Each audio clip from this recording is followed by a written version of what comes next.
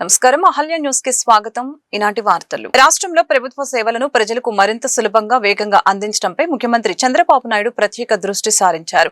RTGS కేంద్రంలో వివిధ శాఖల పనితీరును సమీక్షించిన సీఎం ప్రజా ఫిర్యాదుల వ్యవస్థని మరింత అందుబాటులోకి తీసుకుని రావాలని ఆదేశించారు. అమరావతిలోని ఆర్టీజీఎస్ కేంద్రంలో సోమవారం నిర్వహించిన సమీక్ష సమావేశంలో ముఖ్యమంత్రి చంద్రబాబు నాయుడు కీలక ఆదేశాలు జారీ చేశారు. ప్రజలకు ప్రభుత్వ సేవలు మరింత సులభతరంగా అందేలాగా ప్రస్తుతం 11 రకాల సేవల ప్రక్రియల్ని సరళీకృతం చేస్తున్నట్లు అధికారులు సీఎంకు వివరించారు. ఆన్లైన్ తో పాటు మనమిత్ర వాట్సాప్ ద్వారా కూడా ఫిర్యాదులు స్వీకరించాలని, ప్రజలు పంపే వాయిస్ మెసేజ్ల్ని సైతం ఫిర్యాదులుగా నమోదు చేసే విధానాన్ని అమలు చేయాలని అధికారుల్ని ఆదేశించారు. అదే సమావేశంలో స్త్రీ శిశు సంక్షేమ శాఖ చేపడుతున్న నవచేతన కార్యక్రమంపై అధికారులు ప్రజెంటేషన్ ఇచ్చారు. రాష్ట్ర వ్యాప్తంగా ఇప్పటికే 33,949 మంది చిన్నారులకు ఆరోగ్య, మానసిక ఎదుగుదల స్క్రీనింగ్ నిర్వహించినట్లు తెలియజేశారు. సమావేశంలో సిఐఐ ప్రతినిధులకి ఆర్టీజీఎస్ పనితీరు, పరిపాలనలో కృత్రిమ మేధ వినియోగంపై అధికారులు వివరించారు. ఏపీ ఉప ముఖ్యమంత్రి పవన్ కళ్యాణ్ కొద్దిసేపటి క్రితమే ముంబైకి చేరుకున్నారు. గత కొంతకాలంగా భుజాల నొప్పితో ఇబ్బంది పడుతున్న ఆయన మెరుగైన వైద్య పరీక్షల నిమిత్తం ముంబైలోని ప్రసిద్ధ కోకిలాబేన్ ధీరుభాయ్ అంబానీ ఆసుపత్రికి వెళ్లనున్నారు. వాస్తవానికి ఆయన రొటేటర్ కప్ గాయంతో బాధపడుతున్నారు. 2 భుజాలకు చెందిన కండరాలు పూర్తిగా చిట్లడంతో తీవ్రమైన నొప్పి మరియు అసౌకర్యంతో ఆయన ఇబ్బందులు పడుతున్నారు. ఈ సమస్యకు సంబంధించి నిపుణులైన వైద్యుల పర్యవేక్షణలో పరీక్షలు చేయించుకోవటానికి ఆయన ముంబై పర్యటన చేపట్టారు. ఈ పర్యటనలో ఆయన వెంట సతీమణి అన్న కొనిదెల ఉన్నారు. ఆంధ్రప్రదేశ్ కి మరిన్ని పెట్టుబడులు, సాంకేతిక భాగస్వామ్యాల్ని తీసుకుని రావడంపై ప్రభుత్వం దృష్టి సారించింది. ఈ నేపథ్యంలో సింగపూర్ తో ద్వైపాక్షిక సహకారాన్ని మరింత బలోపేతం చేసే దిశగా మంత్రి నారా లోకేష్ కీలక సమావేశం నిర్వహించారు. ఉండవల్లిలోని తన నివాసంలో విద్యా, ఐటీ శాఖల మంత్రి నారా లోకేష్ చెన్నైలోని సింగపూర్ కాన్సులేట్ జనరల్ ఎడ్గర్ పాంగే టే చియాంగ్ తో మర్యాదపూర్వకంగా భేటీ అయ్యారు. సమావేశంలో ఆంధ్రప్రదేశ్, సింగపూర్ భాగస్వామ్యాన్ని మరింత విస్తరించడం, పెట్టుబడులు, సాంకేతిక, విద్య, వాణిజ్యం, సముద్ర సంబంధిత రంగాల్లో సహకారాన్ని పెంచే అంశాలపై చర్చించారు. రాష్ట్రంలో అమలు చేస్తున్న స్పీడ్ ఆఫ్ డూయింగ్ బిజినెస్, పెట్టుబడులకి ఉన్న అనుకూల వాతావరణాన్ని మంత్రి లోకేష్ వివరించారు. ప్రస్తుతం రాష్ట్రంలో 750 పరిశ్రమలు వివిధ దశల్లో ఉన్నాయని, ప్రతి 15 రోజులకు ఒకసారి వాటి పురోగతిని సమీక్షిస్తున్నట్లు తెలియజేశారు. ఇటీవల ముఖ్యమంత్రి చంద్రబాబు రాష్ట్ర మంత్రుల సింగపూర్ పర్యటనను ప్రస్తావిస్తూ ఏపీతో భాగస్వామ్యాన్ని మరింత బలోపేతం చేసేందుకు కృషి చేస్తానని తెలియజేశారు. ఈ సందర్భంగా ఎడ్గర్ పాంగ్తే చియాంగ్ మాట్లాడుతూ పెట్టుబడుల ఆకర్షణలో ఆంధ్రప్రదేశ్ ముందంజలో ఉందని ప్రశంసించారు. ఇటీవల ముఖ్యమంత్రి చంద్రబాబు రాష్ట్ర మంత్రుల సింగపూర్ పర్యటనను ప్రస్తావిస్తూ ఏపీతో భాగస్వామ్యాన్ని మరింత బలోపేతం చేసేందుకు కృషి చేస్తానని తెలిపారు. జ్యేష్ఠ పౌర్ణమి సందర్భంగా విజయవాడ ఇంద్రకీలాద్రిపై గిరి ప్రదక్షిణ భక్తి శ్రద్ధల నడుమ వైభవంగా జరిగింది. వేలాది మంది భక్తులు పాల్గొని అమ్మవారిని దర్శించుకుని గిరి ప్రదక్షిణ నిర్వహించారు. సాంప్రదాయ కళారూపాలు, భజనలు, వేద మంత్రోత్సరణతో ఆధ్యాత్మిక వాతావరణం నెలకొంది. జ్యేష్ఠ పౌర్ణమి సందర్భంగా ఇంద్రకీలాద్రి గిరి ప్రదక్షిణ సోమవారం ఉదయం ఘనంగా ప్రారంభమైంది. ఘాట్ రోడ్డు ప్రవేశ ద్వారం వద్ద ఉన్న శ్రీ కామధేను అమ్మవారి సన్నిధిలో ప్రత్యేక పూజల అనంతరం ఆలయ ధర్మకర్తల మండలి చైర్మన్ బొర్ర రాధాకృష్ణ గాంధీ దంపతులు కొబ్బరికాయ కొట్టి కార్యక్రమాన్ని ప్రారంభించారు. సాంప్రదాయ తప్పెట్లు, కోలాట నృత్యాలు, భజన సంకీర్తనలు, మంగళ వాయిద్యాలు, వేద పండితుల మంత్రోత్సరణల నడుమ గిరి ప్రదక్షిణ నిర్వహించిన మార్గంలో కొనసాగింది.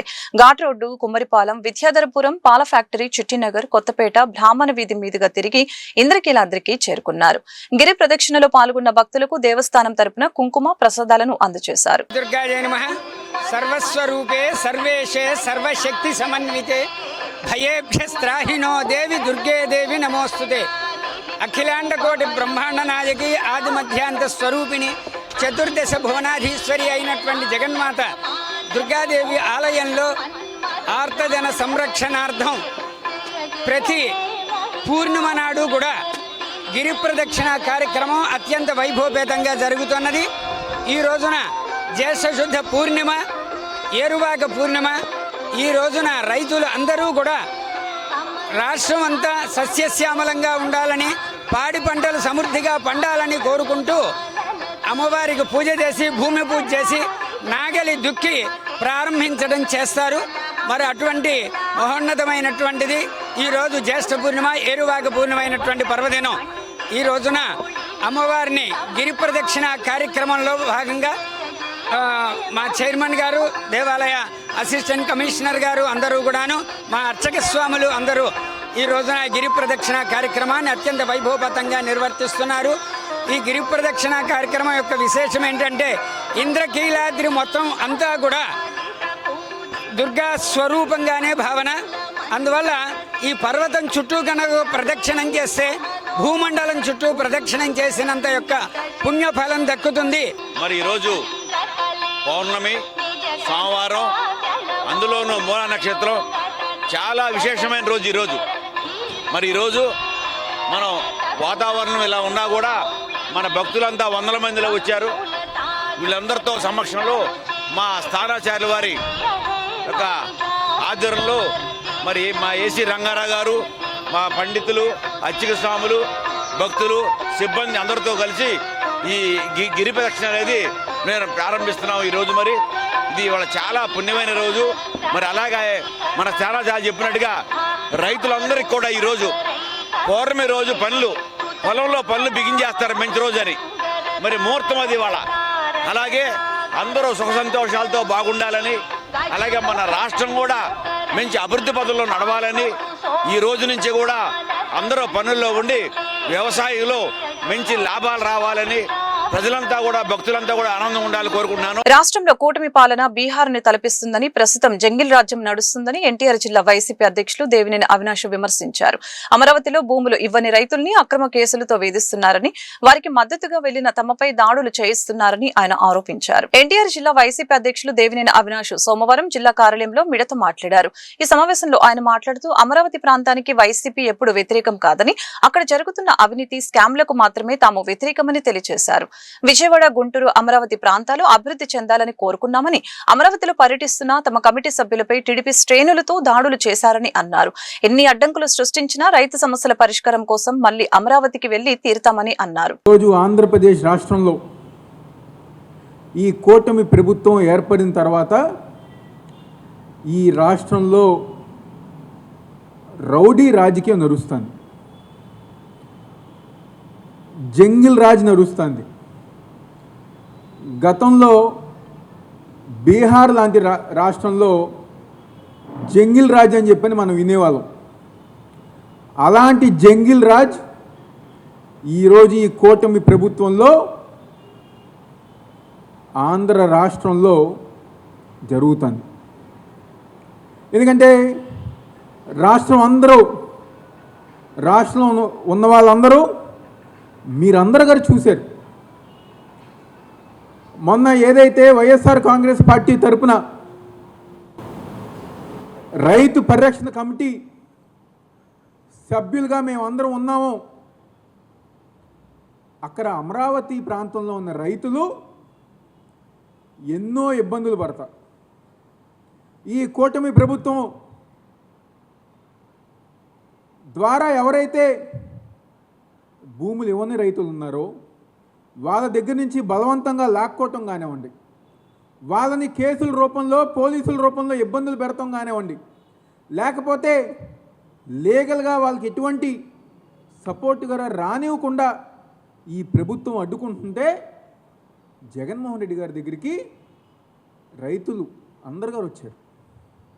మీరు మాకు అండగా ఉండండి, వైఎస్ఆర్ కాంగ్రెస్ పార్టీ మాకు అండగా ఉండండి, మీ లీగల్ టీంని మాకు అండగా ఉంచండి, మీ పొలిటికల్గా మీరు ఒక కమిటీ వేసి మాకు అండగా ఉండే విధంగా, ధైర్యంగా ఉండే విధంగా మీరు మాకు సహకరించాలని చెప్పని జగన్మోహన్ రెడ్డి గారిని వాళ్ళందరూ గారు అడిగితే, జగన్మోహన్ రెడ్డి గారు ఒక కమిటీ ఏర్పాటు చేసి పొలిటికల్గా కానివ్వండి, లీగల్గా కానివ్వండి, వాళ్ళకు అన్ని విధాలుగా అండగా ఉండే విధంగా ఒక కమిటీ వేసి మేము వాళ్ళతో సమావేశమై మా లీగల్ టీం వాళ్ళ దగ్గరికి వెళ్ళి పొలిటికల్గా గారా మీరు మమ్మల్ని రమ్మని చెప్పని మమ్మల్ని ఆహ్వానిస్తే మొన్న మేమందరం గారు వెళ్తాం జరిగింది.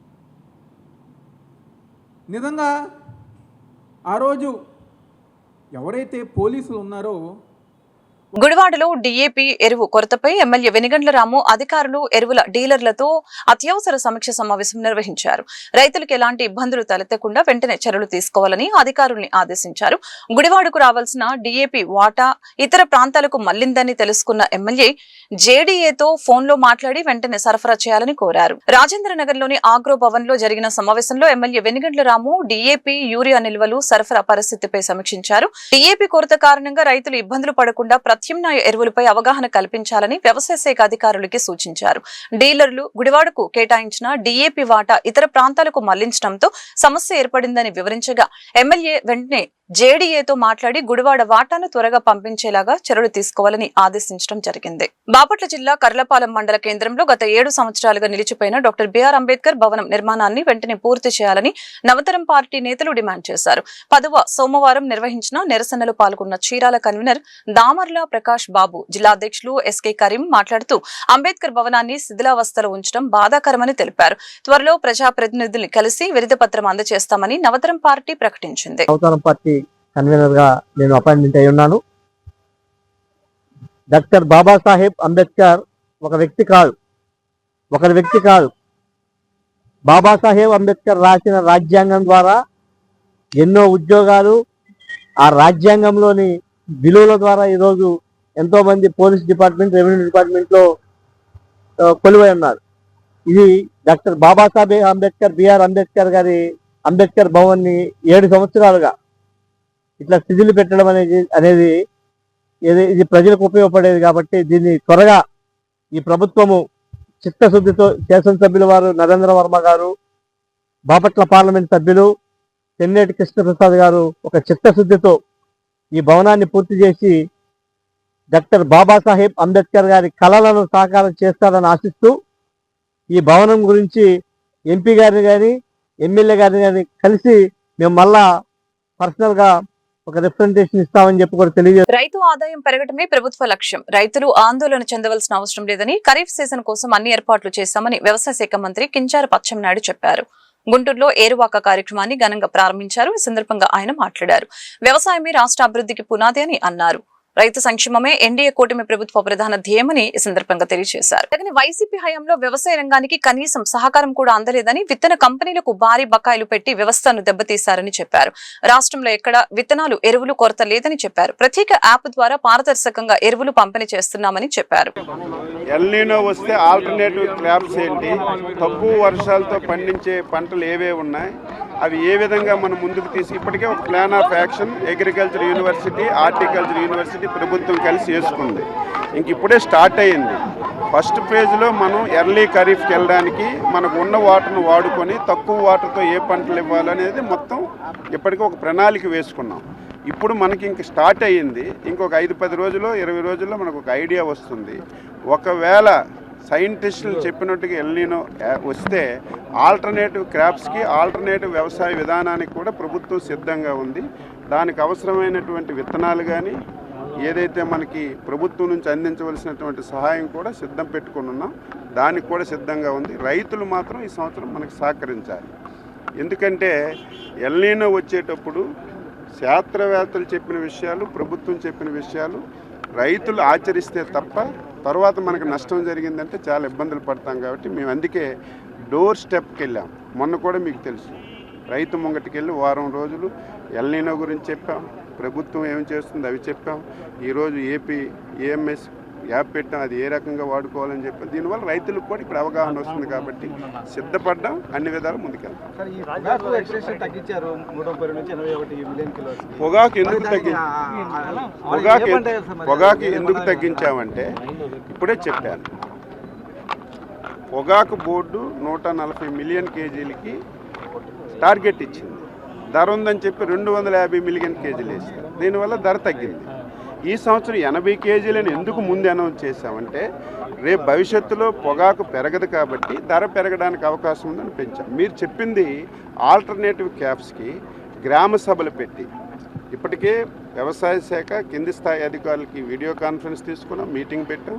రైతుకి అడిగి ఆల్టర్నేటివ్ క్రాప్స్ కూడా మళ్ళీ అందరూ ఒకే పంట వేస్తే మళ్ళీ ప్రాబ్లం వస్తుంది. కాబట్టి ఇంటర్నేషనల్గా, నేషనల్గా ఉన్న పరిస్థితులన్నీ చూసుకొని ఏ పంట వేస్తే నెక్స్ట్ మనకి ఇబ్బంది రాకుండా ఉంటుందో రైతులకు ఎడ్యుకేట్ చేసి ఏ పంట వేయాలని చెప్పి స్పష్టమైనటువంటి సమాచారానికి ఇచ్చి అందరం కలిసి పనిచేయడానికి ఒక ప్రణాళికాబద్ధంగా ముందుకెళ్తాం. అసలు వాళ్ళకి సిగ్గు, లజ్జ ఉంటే ఎవరు వెళ్ళరు. నా ఇంటికి నువ్వు రావద్దు అంటే నువ్వు వెళ్ళావంటే నిన్నేమనాలి? 5 సంవత్సరాలు అనరానటువంటి మాటలు, చెప్పుకోలేనటువంటి మాటలు మహిళల్ని కావటి సుధీర్ నాయుడు ఫౌండేషన్ ఆధ్వర్యంలో నల్ల చెరువు 22వ లైన్లో గల నగరపాలక సంస్థ ప్రాథమికోన్నత పాఠశాలలోని విద్యార్థులకి మాజీ మేయర్ కావటి మనోహర్ నాయుడు చేతుల మీదుగా పుస్తకాలు ఉచితంగా అందజేశారు. అనంతరం మాజీ మేయర్ మాట్లాడుతూ, నాకు రాజకీయంగా భిక్ష పెట్టిన ప్రాంతం నల్ల చెరువు అని చెప్పారు. అతి చిన్న వయసులోని ఈ ప్రాంతంలో కార్పొరేటర్ గా గెలవడం జరిగిందని తెలిపారు. నల్ల చెరువు ప్రాంతంలోని ప్రజలు కార్పొరేటర్ గెలిపించి గుంటూరు నగరానికి మేయర్ ను చేశారని అన్నారు. ఈ ప్రాంతంలోని ప్రజల రుణం తీర్చుకునే ఉద్దేశంతో తమ్ముడు సుధీర్ నాయుడు పేరుతో విద్యార్థులకి పుస్తకాలు పంపిణీ చేయడం జరిగిందని తెలియజేశారు. నల్లచెరువు ప్రాంతమైనటువంటి ప్రాంతంలో మున్సిపల్ కార్పొరేషన్ పాఠశాల ఉంది.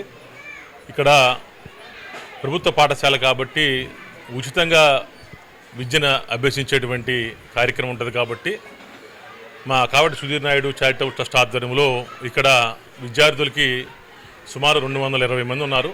ఇక్కడ విద్యార్థులు వాళ్ళకి ఉచితంగా మరి నోట్బుక్స్తో పాటు అదేవిధంగా బిస్కెట్ ప్యాకెట్లు అవి కూడా ఈరోజు మా ట్రస్ట్ ద్వారా అందించడం కూడా జరిగింది. మరి ఈరోజు ఈ కార్యక్రమంలో భాగంగా మేము అందరం కూడా ఇక్కడికి వచ్చినప్పుడు పాఠశాల ఉపాధ్యాయులు వాటర్కి చాలా ఇబ్బంది పడుతూ ఉన్నాం. మరి వేసవికాలం అప్పుడు మాకు బయట నుంచి నీళ్లు తెచ్చుకొని తాగాల్సిన పరిస్థితి వస్తూ ఉంది. వేడిగా ఉంటాయనే నీళ్లు పిల్లలు ఇబ్బంది పడుతూ ఉన్నారని చెప్పారు. మరి మా ట్రస్ట్ ద్వారా మరి వాటర్ కూలర్ ఒకటి మరి ఏర్పాటు చేయబోతా ఉన్నాం. తప్పకుండా వాళ్ళకి ఏదైతే ఉపాధ్యాయులు అడిగారో అదేవిధంగా ఈ ట్రస్ట్ ఆధ్వర్యంలో తప్పకుండా ఈ ప్రాంత ప్రజలకి మంచి చేయాలి, ఈ ప్రాంతంలో ఉన్న విద్యార్థులకు మంచి చేయాలనే ఉద్దేశంతో ప్రతి నెల ఏదో కార్యక్రమం కొంత అమౌంట్ ఈ ట్రస్ట్ కేటాయించి మరి ఈ ట్రస్ట్ ద్వారా సేవా కార్యక్రమాలు చేయాలని చెప్పి నిర్ణయం తీసుకోవడం జరిగింది. గతంలో కూడా ఈ యొక్క వెజిటేబుల్ బళ్ళు అదేవిధంగా ఇస్త్రీ టిఫిన్ బళ్ళు కూడా ఈ ట్రస్ట్ ద్వారా ఇవ్వడం కూడా జరిగింది. కొంతమందికి మళ్ళీ స్కాలర్షిప్లు కావచ్చు అదే ఇవ్వడం కూడా జరిగింది. మరి ఈ సంవత్సరం ఏమన్నా బుక్స్ కూడా ఇస్తూ ఉన్నాం. తప్పకుండా ఈ ట్రస్ట్ ద్వారా తప్పకుండా పలు సేవా కార్యక్రమాలు చేయాలని చెప్పేసి కూడా మా కుటుంబ సభ్యులందరూ నిర్ణయం తీసుకోవడం కూడా జరిగింది. మరి ఈ ప్రాంతంలో ఉన్నటువంటి అందరూ కూడా నాకు మంచి ఆప్తులు కాబట్టి ఈ ప్రాంతంలో నాకు రాజకీయంగా ఓనమాలు నేర్చుకున్నాను కాబట్టి ఈ ప్రాంత ప్రజలకు రుణం తీర్చుకోవాలనే ఉద్దేశంతో ఎంతో కొంత ఈ ప్రాంతానికి సేవ చేయాలనే ఉద్దేశంతో ఒక మంచి కార్యక్రమం తీసుకొని ఈరోజు బుక్స్ పంపిణీ చేస్తూ ఉన్నాం. తప్పకుండా ఈ ట్రస్ట్ ద్వారా పలు సేవా కార్యక్రమాలు రాబో కాలంలో ఇంకా చేస్తామని చెప్పేసి కూడా తెలియజేస్తారు. తమ అధినాయకుడు ఆదేశాల మేరకు రాష్ట్రంలో జనసేన పార్టీని బలోపేతం చేసేందుకు చర్యలు తీసుకుంటున్నట్లు ప్రభుత్వ విప్ బొలిశెట్టి శ్రీనివాస్ వెల్లడించారు. గుంటూరులోని ఏ కన్వెన్షన్ హాల్లో పార్లమెంటు పరిధిలో ఉన్న అన్ని నియోజకవర్గాల జనసేన పార్టీ నాయకులు, జన సైనికులు, వీర మహిళలతో సమావేశాన్ని నిర్వహించారు. ఈ సందర్భంగా బొలిశెట్టి శ్రీనివాస్ మీడియాతో మాట్లాడారు. పార్లమెంట్, నియోజకవర్గం, మండల, గ్రామ స్థాయిలలో కమిటీలు ఏర్పాటు చేయనున్నట్లు తెలిపారు. అర్హతను బట్టి పదవుల్ని ఆశావాహులు ఆశించవచ్చునని ఈ సందర్భంగా సూచించారు. 2వ తేదీన మంగళగిరి, తాడికొండ, 3వ తేదీన తెనాలి, పొన్నూరు, 4వ తేదీన గుంటూరు 1, గుంటూరు 2, 5వ తేదీ ప్రతిపాడు, ఆయా తేదీలలో నియోజకవర్గాలలోని జనసేన నాయకులు హాజరు కావాలని కోరారు. గౌరవ జనసేన పార్టీ అధ్యక్షులు, రాష్ట్ర ఉప ముఖ్యమంత్రి పవన్ కళ్యాణ్ గారి ఆదేశాల మేరకు రాష్ట్రం అంతా కూడా ఇవాళ సాధకుల ద్వారా ఒక కమిటీ వేయడం, దానికి బాధ్యతలుగా నన్ను వేయడం, అందరూ కలిసి జన సైనికుల నుంచి వారి అర్హతను బట్టి వారి పదవుల్ని ఆశించవచ్చు అనే విషయాన్ని వారికి తెలియజేస్తూ వారి దగ్గర నుంచి అప్లికేషన్ తీసుకునే కార్యక్రమం ఈరోజు ఈ గుంటూరులో ఇక్కడ చేయడం మొదలుపెట్టడం జరిగింది, ప్రారంభించాం. మీరు ఎవరైనా ఇంట్రెస్ట్ ఉన్నవాళ్ళు మీ అర్హతను బట్టి మీ పదవిని మీరు ఎంచుకుని అన్ని విభాగాల్లోనూ ఇవాళ జనసేన పార్టీ ఐటీ వింగ్ కానీ, సైన్స్ అండ్ టెక్నాలజీ కానీ, పొలిటికల్గా కానీ అన్ని రకాలుగాను కూడా ఇవాళ కమిటీలు వేస్తారు. దానికి మీ అర్హత ఉన్న వాళ్ళందరూ కూడా ఇవాళ పార్లమెంటు స్థాయి నుంచి, అసెంబ్లీ స్థాయి నుంచి, మరి పంచాయతీ స్థాయి నుంచి ఏదైతే జడ్పీటీసీలు, ఎంపీటీసీలు స్థాయి వరకు కూడా మరి పార్టీ పదవులు కూడా ఇవ్వడం జరుగుతుంది. మరి కాబట్టి మీరందరూ కూడా ఈ కార్యక్రమం ఏదైతే పవన్ కళ్యాణ్ గారు మన మీద నమ్మకంతో మనం చెప్పారో ఈ కార్యక్రమం దిగ్విజయంగా పూర్తి చేస్తారని, అదేవిధంగా ఏ పార్టీలో కూడా ఇలాంటి సిస్టమ్ ఉండదు, జనరల్గా వాళ్ళే నిర్ణయిస్తూ ఉంటారు. కానీ ఈరోజు మీ నుంచే మీ నాయకత్వాన్ని, మీ క్వాలిఫికేషన్ చూసే విధంగా పవన్ కళ్యాణ్ గారు ఈరోజు మరి ఈ కార్యక్రమం ఏర్పాటు చేశారు. కాబట్టి మరి రానున్న 5 రోజులు కూడా ఈ గుంటూరులోనే ఉంటాం. మరి మా టీం అంతా కూడా ఇక్కడ ఒక ఆఫీసు ఉంటుంది, ఈ ఆఫీసులో మా టీం అంతా కూడా ఉంటారు. ఈ అప్లికేషన్ ఇవ్వదలసిన వాళ్ళు మా టీం సభ్యులకు కానీ, సాధకులకు కానీ, మా ఆఫీసులో ఉన్న టీంకి కానీ మీరు ఇవ్వాల్సిందిగా నేను కోరుతా ఉన్నా. ఆల్రెడీ షెడ్యూల్ కూడా మనం రిలీజ్ చేయడం జరిగింది. మరి ఏదైతే 2వ తారీఖు మంగళగిరి తాడికొండ, 3వ తారీఖు తెనాలి పొన్నూరు, 4వ తారీఖు గుంటూరు 1 and 2, 5వ తారీఖు పచ్చిపాడు. ఈ విధంగా మనం సభలు ఏర్పాటు చేసుకుంటాం. దానికి పెద్ద ఎత్తున జన సైనికులు, వీర మహిళలు, నాయకులు, ప్రజలందరూ కూడా పాల్గొని మీ యొక్క ఆకాంక్షని తెలియజేయవలసిందిగా కోరుకుంటూ, మరి ఈరోజు ఇక్కడ మాట్లాడే అవకాశం కల్పించిన పవన్ కళ్యాణ్ గారికి, ఇక్కడ నాయకులకి అందరూ కూడా ధన్యవాదాలు తెలియజేసుకుంటూ, మరి వచ్చి రాబోయే ఈ కార్యక్రమాలన్నీ కూడా జన సైనికులు, వీర మహిళలు, పాత్రికేయ మిత్రులు అందరూ కూడా సహకరించవలసిందిగా కోరుకుంటూ సెలవు తీసుకుంటాం.